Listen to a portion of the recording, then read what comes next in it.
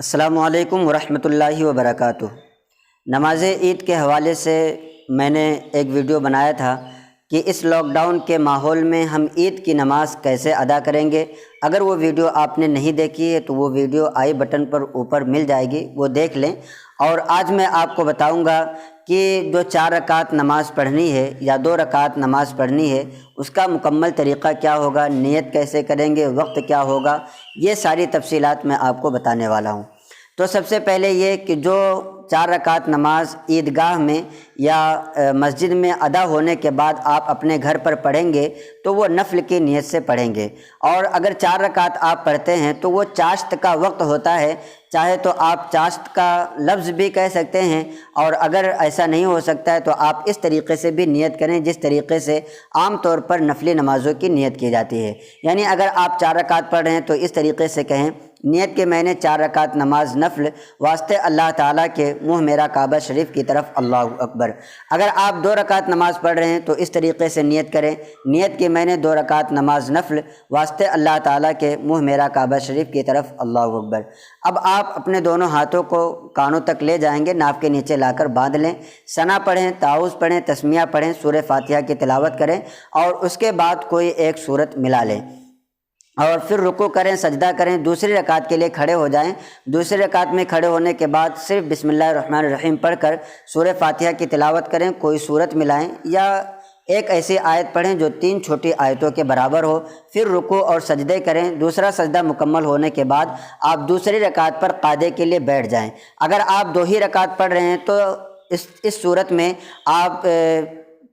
اتحیات پڑھیں، یعنی تشہد پڑھیں، درود ابراہیم پڑھیں اور دعا معصورہ پڑھ کر کے سلام پھیر دیں۔ لیکن اگر آپ 4 رکعت پڑھ رہے ہیں جس کا ثواب بہت زیادہ ہے تو آپ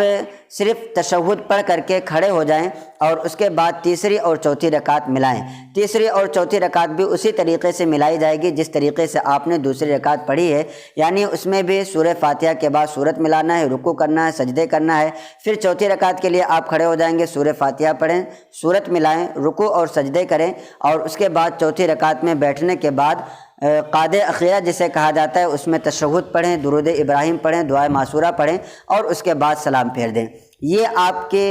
عید کی نماز اس کو نہیں کہا جا سکتا ہے، لیکن عید کے بدلے میں آپ یہ نماز پڑھ لیں تو انشاءاللہ تبارک و تعالیٰ آپ کو عید کی نماز پڑھنے کا ثواب ملے گا۔ جیسا کہ آقا دو عالم صلی اللہ تعالیٰ علیہ وسلم سے اسی طریقے سے ایک حدیث مبارکہ بھی مروی ہے کہ صحابہ کرام سے فرمایا کہ آپ لوگ جنگ میں تشریف لے گئے تھے، لیکن جو لوگ مدینے میں حاضر ہیں ان کو بھی اتنا ہی ثواب ملے گا جتنا آپ کو ثواب ملا ہے۔ تو صحابہ کرام نے پوچھا یا رسول اللہ صلی اللہ تعالیٰ علیہ وسلم اس کی وجہ کیا ہے؟ تو حضور نے ارشاد فرمایا اس کی وجہ یہ ہے کہ ان کے دل ہمارے ساتھ حاضر تھے، اس لیے اللہ تبارک و تعالیٰ ان کو بھی وہی ثواب عطا فرمائے گا۔ تو یقیناً آپ بھی اگر یہ لاک ڈاؤن کا ماحول نہ ہوتا اور دھارا 144 نافذ نہ ہوتا تو آپ بھی ضرور اپنی مساجد میں یا اپنی عیدگاہوں میں نماز عید ادا کرنے کے لیے حاضر ہوتے، اور آپ کا دل مکمل طریقے سے اس بات کے لیے تیار ہے کہ آپ عید کی نماز ادا کریں، لیکن اجازت نہ ملنے کی وجہ سے آپ ادا نہیں کر پا رہے ہیں۔